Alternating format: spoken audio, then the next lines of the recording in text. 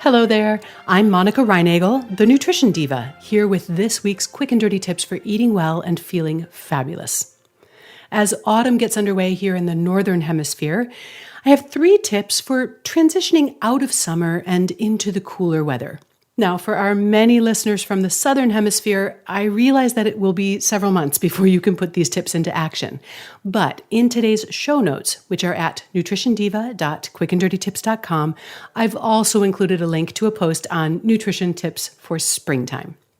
But my first fall nutrition tip is to harvest your herbs.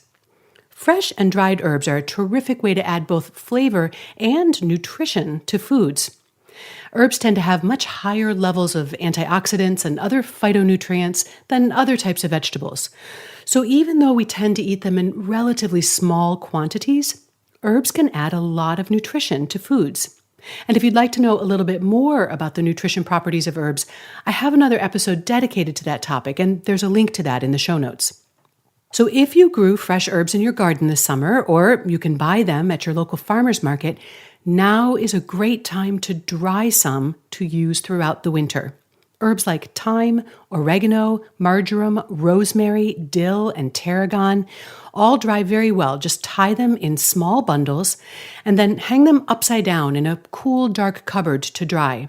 But look, if you stash them somewhere out of sight, put a reminder on your calendar to check on them after 5 or 6 days so you don't discover them next March. Now, as soon as they are dry enough that they'll crumble easily off the stems, you want to do so and then store them in airtight containers. Now, I already know some of you are going to be wondering whether nutrients are lost when those fresh herbs are dried, and some are lost when herbs are dried. But because they're so potent to begin with, dried herbs can still be a great source of antioxidants and other nutrients. If they still have aroma and flavor, they still have nutritional value. If, on the other hand, you have some herbs that have been hanging around in your spice cabinet for so long that you'd have a hard time telling what they were simply by the smell, it's probably time to toss those out. Herbs like basil, parsley, and cilantro lose almost all of their flavor when they're dried, so don't bother drying those herbs.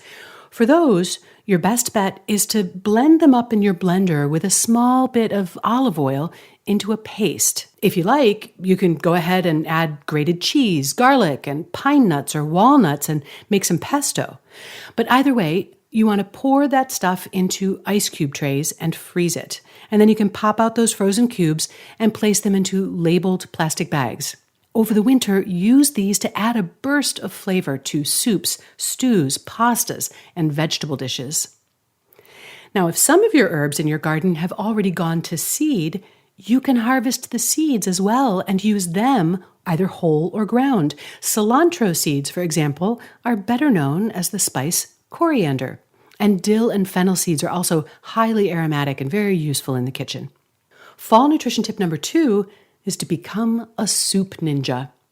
Getting into the habit of making a big pot of soup every weekend is a great way to improve your nutrition all week long.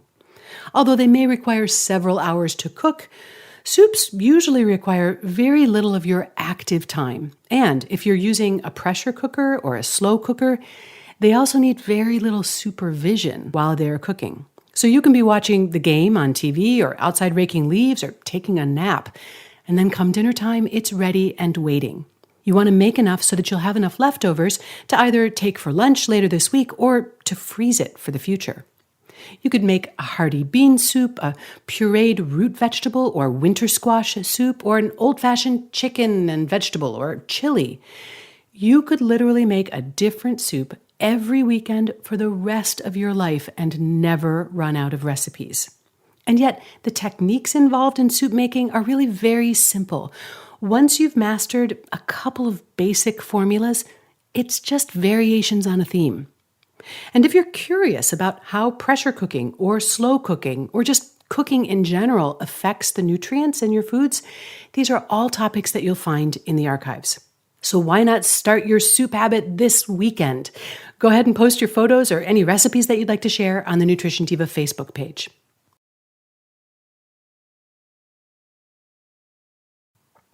And now here's fall nutrition tip number 3. Make a new fermented friend. You've heard me talk a lot before about the benefits of cultured and fermented foods. These probiotic foods help to promote the growth of helpful bacteria in your gut. Good gut bacteria can aid in digestion, nutrient absorption, and they can also help you maintain a healthy weight. But if yogurt is the only probiotic food in your repertoire, I'd like to challenge you to branch out. Kefir is another cultured dairy product with a slightly different mix of microorganisms. If you find you like it, it's also super easy to make kefir at home.